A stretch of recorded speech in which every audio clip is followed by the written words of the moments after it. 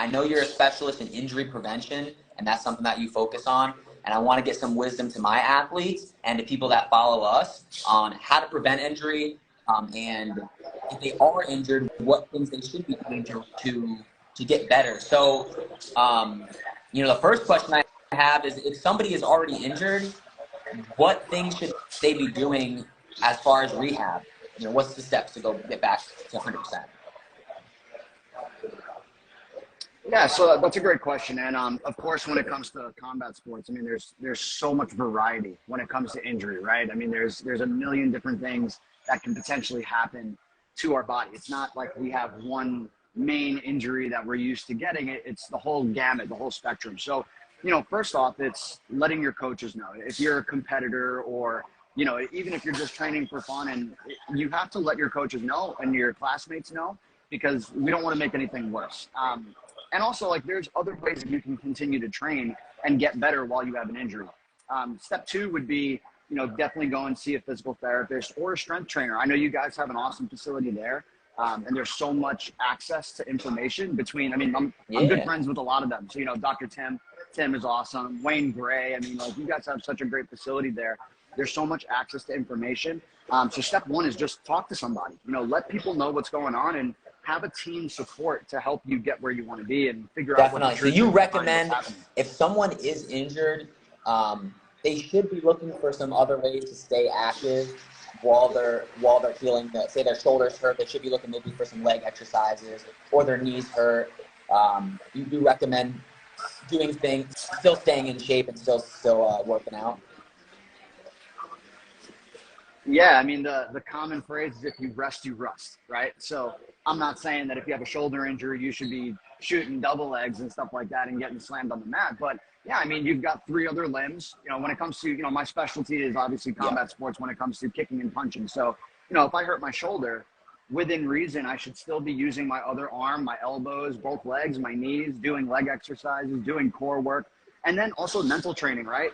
Just because you're injured doesn't mean you can't show up to class. Still be a participant in some way and learn, right? Our brain is our best weapon. So we have to constantly be training that, studying, asking questions, and still picking up on knowledge. And if you're a true student of the game, those are the things that you're going to do. And I want to give a shout out to one of my athletes, Ben, who he tore his labrum, got surgery on it, and while he was healing up, he helped out with our youth class to make sure that he was getting that knowledge and just staying a part of the community as well. Because I know a lot of people, when they get hurt, they sometimes isolate themselves. It's very frustrating to get hurt, and they don't want to, they don't even want to think about it, because they don't want to think about the sport because it hurts them so much they can't be competing. But really staying in that community, I think, is very important, and continuing to learn, because, when you get injured, you feel like it's the end of your career, but everyone gets injured.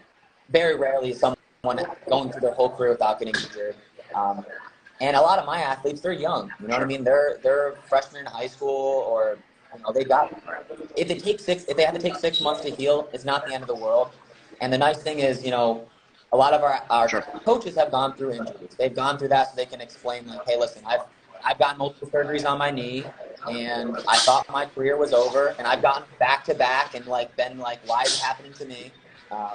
And we can speak to those athletes, and I think that's super important as well.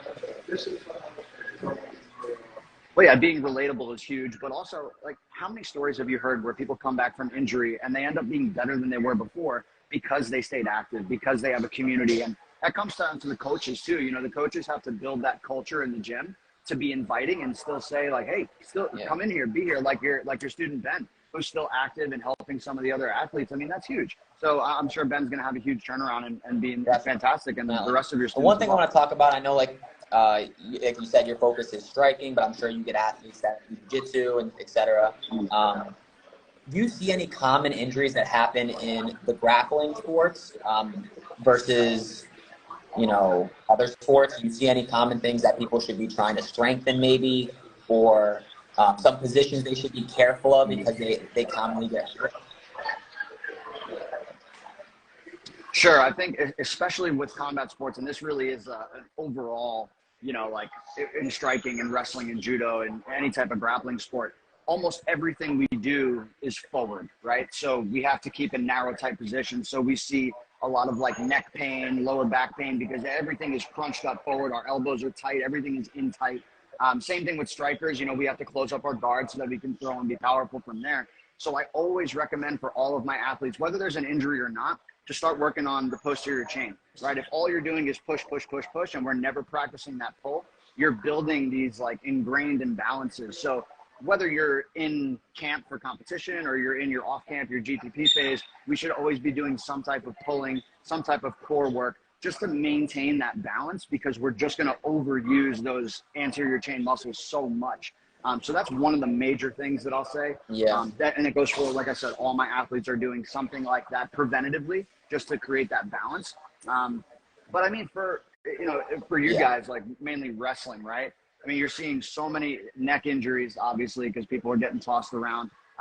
Occasionally you'll see some ankle rolls, but a lot of knee injuries just from fast scrambles and someone moves the wrong way or a way you didn't expect it. So we see a lot of like LCL, MCL, hopefully nothing more significant than that, but those are pretty common when I deal with wrestlers. The thing I notice, and this is what we teach our athletes, stay in perfect position as often as you can.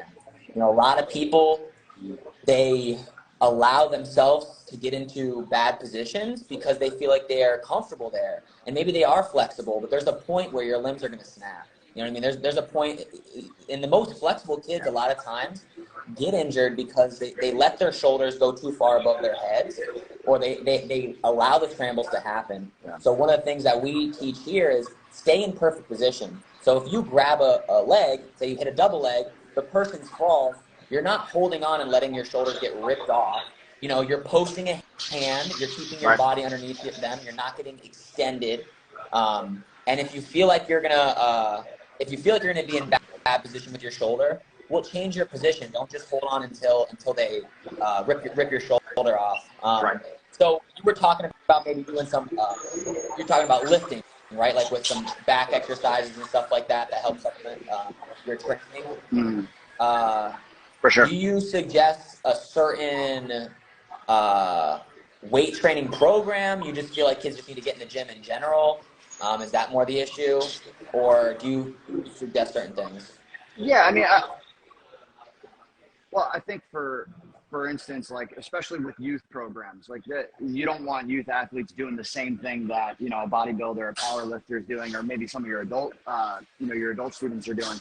But without a doubt, if you're an athlete and you're moving, especially if you're young, and one of the biggest issues I see with like youth sports is like specializing too early.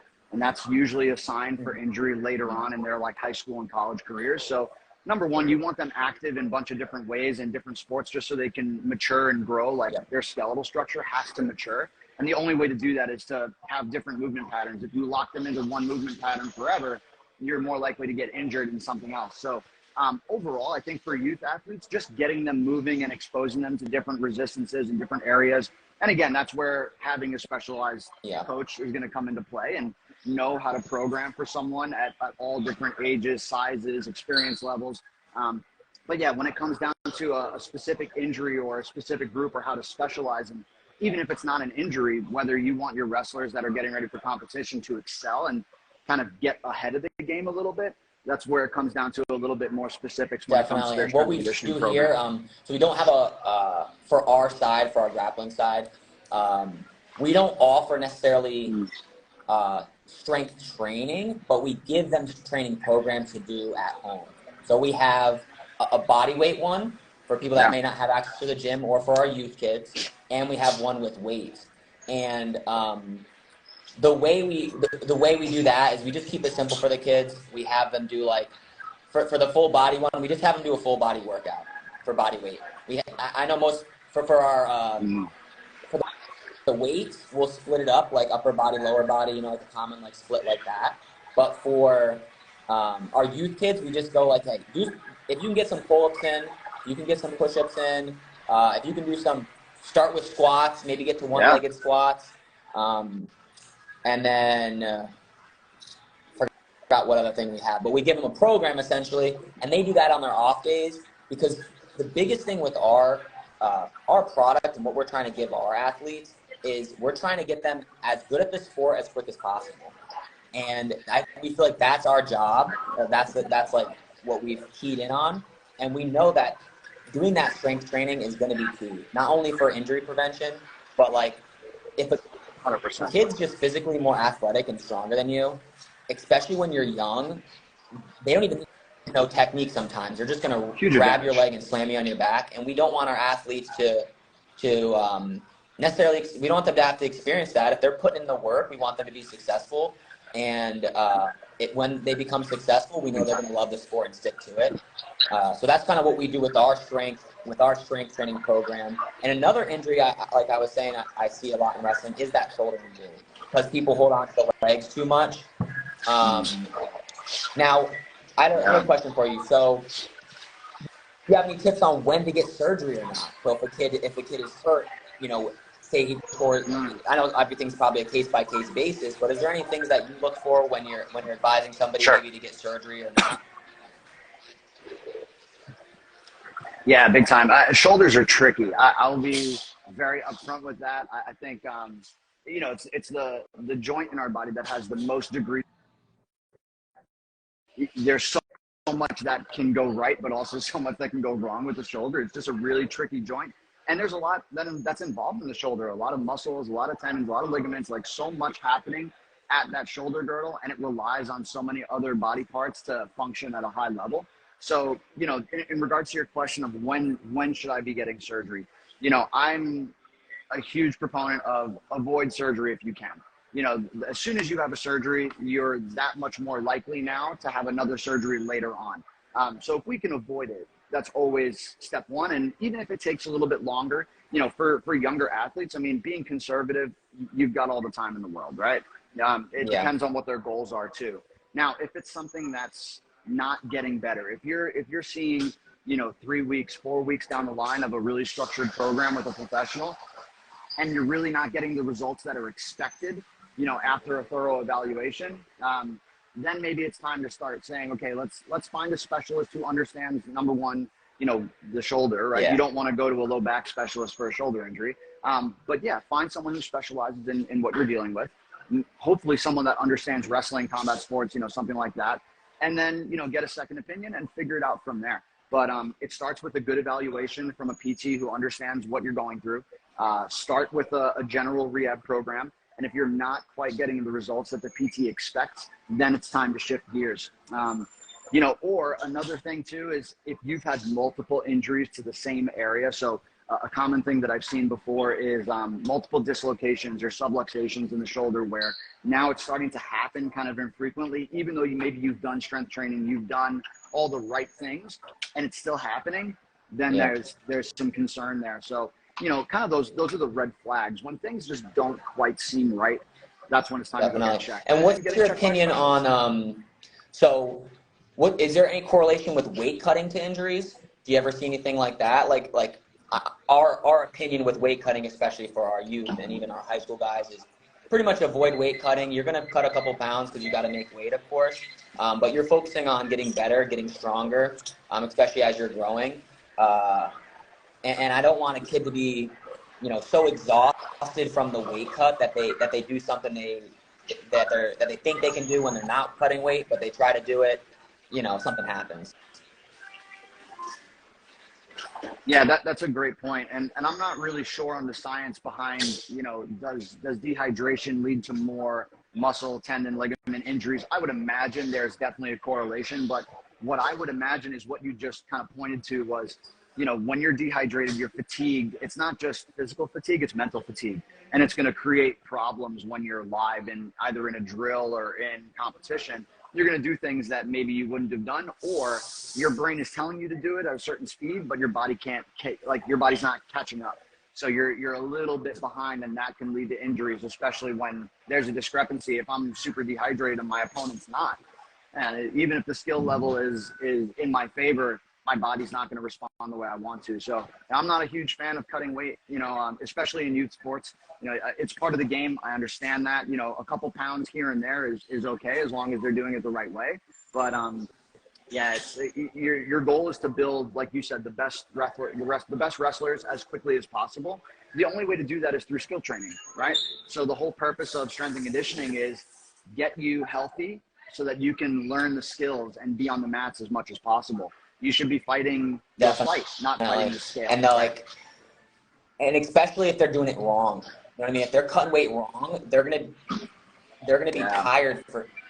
What I mean by wrong is most people just cut out food too early, and they cut too early pretty much. They cut out the water 2 weeks before, and they start eating like nothing, and they're just dead. Right? They're staying a pound above weight for like 2 weeks out or something.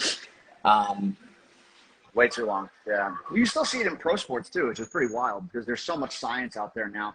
But you know, it's one of those things too, where like, unfortunately to do it right, it has a price, right? It costs some money. So like, but it's so worth it because listen, man, we only have one life. We only have one body to go through. So you got to treat it right because all these things that we do early on, and I'm sure 26 right now. Too. How old are you? Okay. So hopefully you didn't have to go through the ringer too much, but you know, I'm 35 and I know when I was cutting weight, when I was like in my mid-20s, I didn't know what the heck I was doing. And thankfully, with the knowledge that I've built over time, I've been able to repair some of that. And I've been working with a nutritionist for the last 10 years and doing things the right way. But man, if I would have kept doing what I was doing back then, dude, I'd be shot. I'd be retired by now.